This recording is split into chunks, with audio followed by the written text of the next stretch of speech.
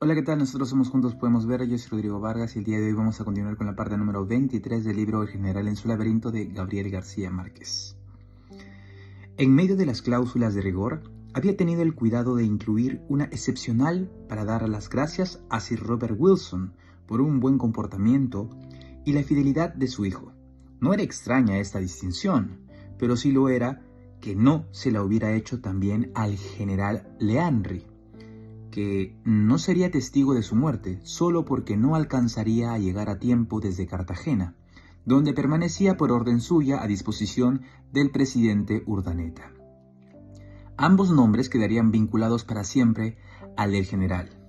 Wilson sería más tarde encargado de negocios de Gran Bretaña en Lima y después en Caracas, y seguiría participando en primera línea en los asuntos políticos y militares de los dos países.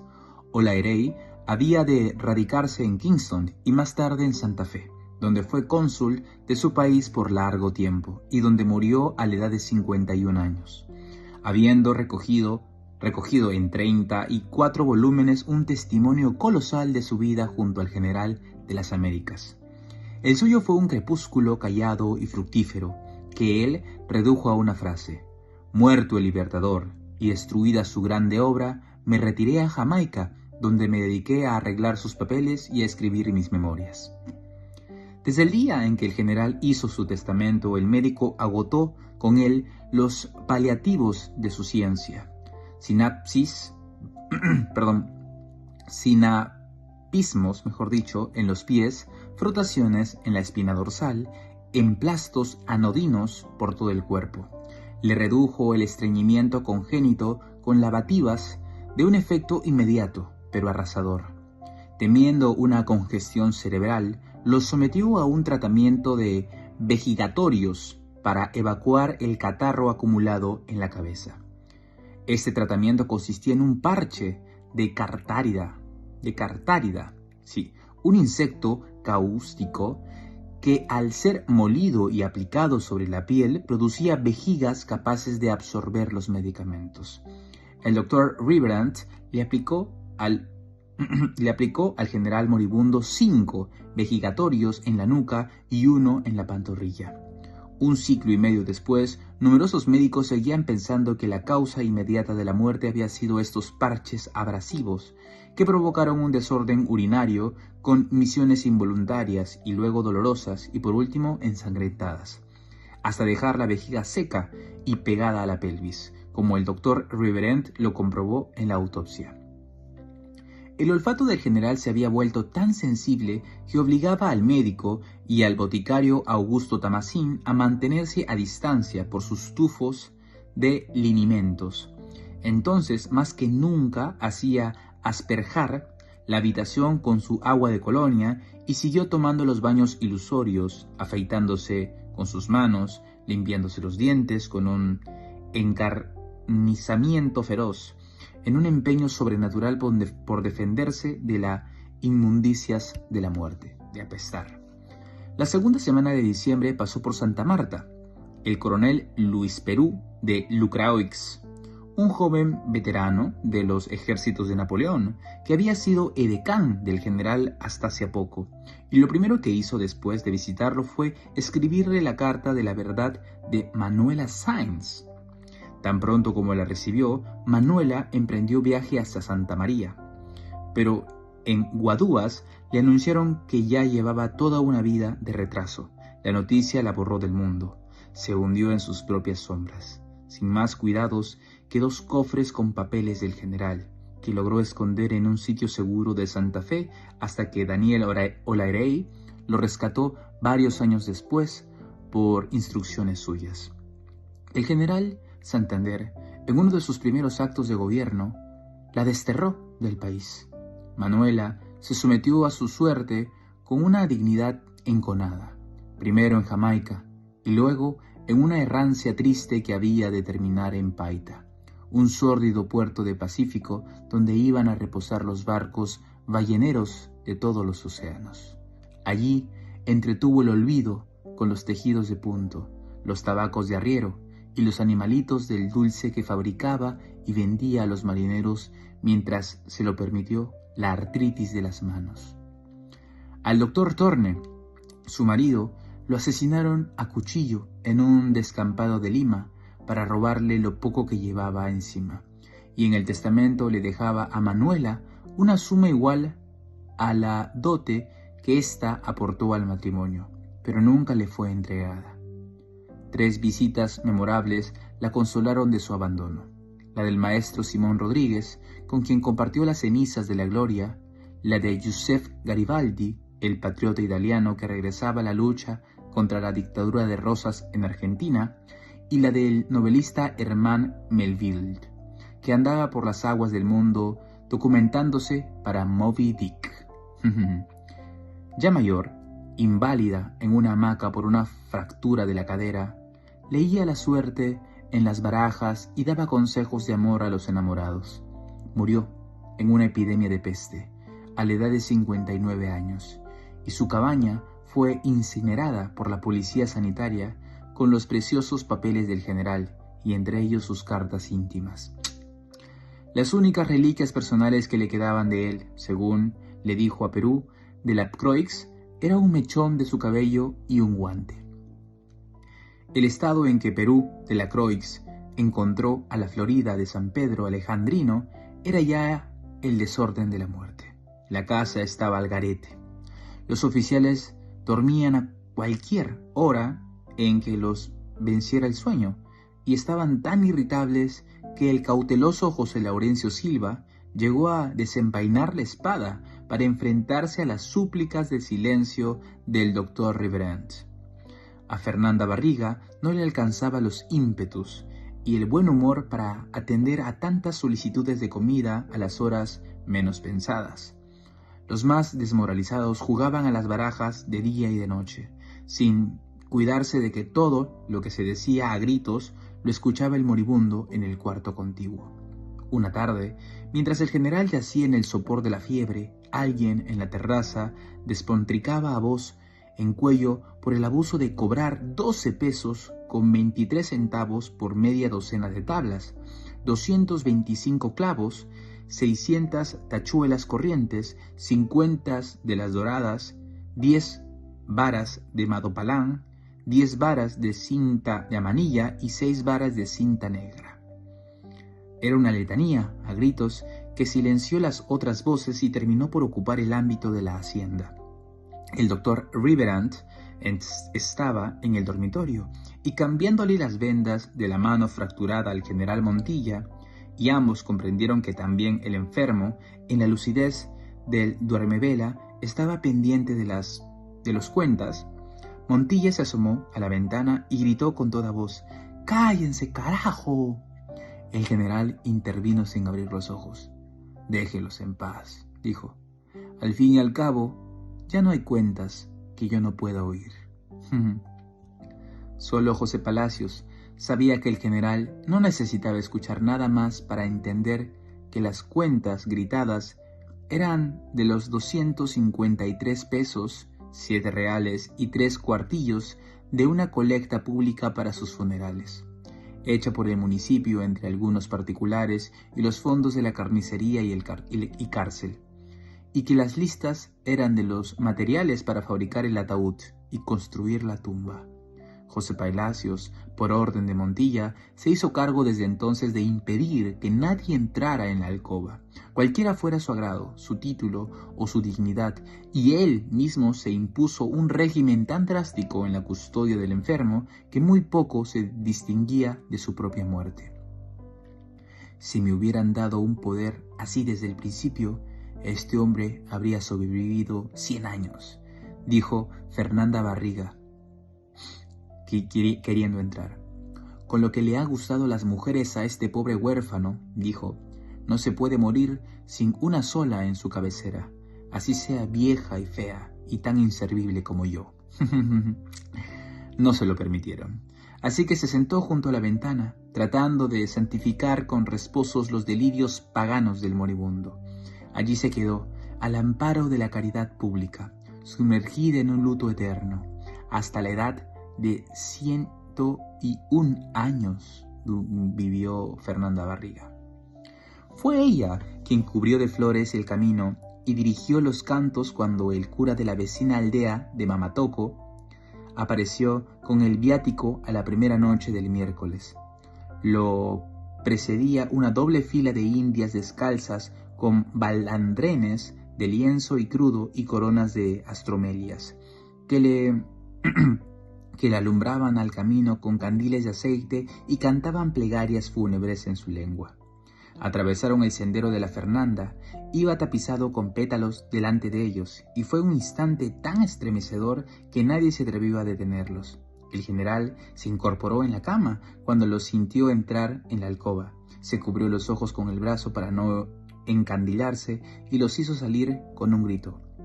«¡Llévense esas luminarias, que esto parece una procesión de ánimas!» Tratando de que el mal humor de la casa no acabara de matar al sentenciado, Fernando llevó una murga de Mamatoco que tocó sin respiro durante un día entero bajo los tamarindos del patio. El general reaccionó de buen modo a la virtud sedante de la música. Se hizo repetir varias veces la Trinitaria, su contradanza favorita, que se había hecho popular porque él mismo repartía en otra época las copias de la partitura por donde quiera que andaba. Los esclavos pasaron los trapiches y contemplaron al general un largo rato entre las enredaderas de la ventana. Estaba envuelto en una sábana blanca, más demacrado y ceniciento que después de la muerte, y llevaba el compás de la cabeza erizada por los troncos del cabello que le empezaba a renacer. Al final de cada pieza aplaudía con la decencia convencional que aprendió en la ópera de París. Al mediodía, alentado por la música, se tomó una taza de caldo y comió masas de sugu y pollo hervido. Después pidió un espejo de mano para mirarse en la hamaca y dijo: «Con estos ojos no me muero». La esperanza casi perdida de que el doctor Riverand hiciera un milagro volvió a renacer en todos. Pero cuando mejor parecía, el enfermo confundió al general Sarda con un oficial español de los 38 que Santander había hecho fusilar en un día y sin juicio previo después de la batalla de Boyacá. Más tarde sufrió una recaída súbita, de lo cual no se volvió a recuperar, y gritó, con lo poco que le quedaba de voz, que se llevaran los músicos lejos de la casa, donde no perturbaran la paz de su agonía. Cuando recobró la calma, le ordenó a Wilson redactar una carta para el general Justo Briceño, pidiéndole con un homenaje casi póstumo que se reconciliara con el general Urdaneta para salvar al país de los horrores de la anarquía. Lo único que le dictó textual fue el encabezado: «En los últimos momentos de mi vida le escribo esta carta». Por la noche conversó hasta muy tarde con Fernando y por primera vez le dio consejos sobre el porvenir. La idea de escribir juntos las memorias se quedaba en proyecto, pero el sobrino había vivido bastante a su lado para intentar escribirlas como un simple ejercicio de corazón, de modo que sus hijos tuvieran una idea de aquellos años de gloria y desdichas. Oleirey escribirá algo si persevera en sus deseos, dijo el general, pero será distinto. Fernando tenía entonces 26 años y había de vivir hasta los 88 sin escribir nada más que unas cuantas páginas descosidas, porque el destino le deparó la inmensa fortuna de perder la memoria. ¡Ay, Dios! José Palacios había estado en el dormitorio mientras el general dictaba el testamento. Ni él, ni nadie, ni una palabra en un acto que estuvo revestido de una solemnidad sacramental. Pero en la noche, durante el proceso del baño emoliente, le suplicó al general que cambiara su voluntad. Siempre hemos sido pobres y nada nos ha faltado, le dijo. La verdad es la contraria, le dijo el general. Siempre hemos sido ricos y nada nos ha sobrado. Ambos extremos eran ciertos. José Palacios había entrado muy joven a su servicio, por disposición de la madre del general, que era su dueña, y no fue emancipado de una manera formal. Quedó flotando en un limbo civil en el que nunca se le asignó un sueldo, si se le definió un estado, sino que sus necesidades personales formaban parte de las necesidades privadas del general. Se identificó con él hasta en el modo de vestir y de comer, y exageró su sobriedad. El general no estaba dispuesto a dejarlo a la deriva sin un grado militar ni una cédula de invalidez, y a una edad en que ya no estaba para empezar a vivir. Así que no había alternativa. La cláusula del 8,000 pesos no solo era irrevocable, sino irrenunciable. Es lo justo, concluyó el general. José Palacios replicó de un tajo: lo justo es morirnos juntos. Qué grande José Palacios. De hecho fue así, pues manejó tan mal sus dineros como el general manejaba los suyos. A la muerte de este, sí quedó en Cartagena de Indias a merced de la caridad pública. Probó el alcohol para ahogar los recuerdos y sucumbió a sus complacencias. Murió a la edad de 76 años, revolcándose en el lodo por los tormentos del delirium tremens, en un antro de mendigos licenciados del Ejército Libertador. El general amaneció tan mal el 10 de diciembre que llamaron de urgencia al obispo Esteves por si quería confesarse. El obispo acudió de inmediato y fue tanta la importancia que le dio a la entrevista que se vistió de pontifical. Pero fue a puerta cerrada y sin testigos por disposición del general, y solo duró 14 minutos. Nunca se supo una palabra de lo que hablaron. El obispo salió deprisa y descompuesto. Subió a su carroza sin despedirse y no ofició los funerales a pesar de los muchos llamados que le hicieron, ni asistió al entierro. ¡Wow! ¿Qué le habrá dicho el general, Dios? El general quedó en tan mal estado que no pudo levantarse solo de la hamaca, y el médico tuvo que alzarlo en brazos como un recién nacido, y lo sentó en la cama apoyado en las almohadas para que no lo ahogara la tos. Cuando por fin recobró el aliento, hizo salir a todos para hablar a solas con el médico. No me imaginé que esta vaina fuera tan grave como para pensar en los santos óleos, le dijo. Yo, que no tengo la felicidad de creer en la vida del otro mundo. No se trata de eso, dijo Rembrandt.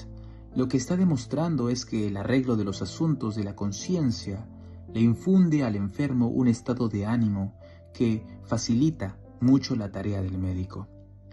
El general no le prestó atención a la maestría de la respuesta, porque lo estremeció la revelación deslumbrante de que la loca carrera entre sus males y sus sueños llegaba en aquel instante a la meta final. El resto eran las tinieblas. Carajos, suspiró. ¿Cómo voy a salir de este laberinto? Examinó el aposento con la clarividencia de sus vísperas y por primera vez vio la verdad. La última cama prestada, el tocador de lástima cuyo turbio espejo de paciencia no lo volverá a repetir, el aguamanil de porcelana descarchada con el agua y la toalla y el jabón por otras manos, la prisa sin corazón del reloj octagonal, desbocando hacia la cita ineluctable del 17 de diciembre a la 1:07 de su tarde final. 17 de diciembre a la 1:07 de su tarde final.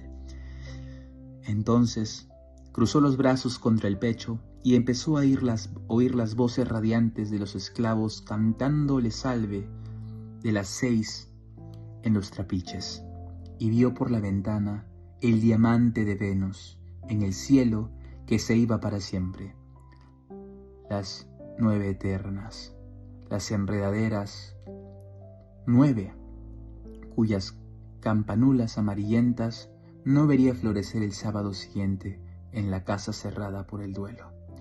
Los últimos fulgores de la vida que nunca más, por los siglos de los siglos, volvería a repetirse.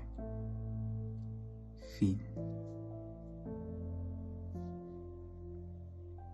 Muchas gracias por habernos acompañado en esta última parte de este hermoso libro de Gabriel García Márquez, un libro bastante complicado de leer para mí, ha sido muy difícil. Durante todo ese tiempo he estado leyendo otros libros, mucho más sencillos. Este me ha costado bastante, pero bueno, se terminó. Gracias por haberme acompañado. Creo que estamos en el video número 101. Wow. Nada. Los quiero mucho, espero que les esté yendo muy bien. Chao, chao.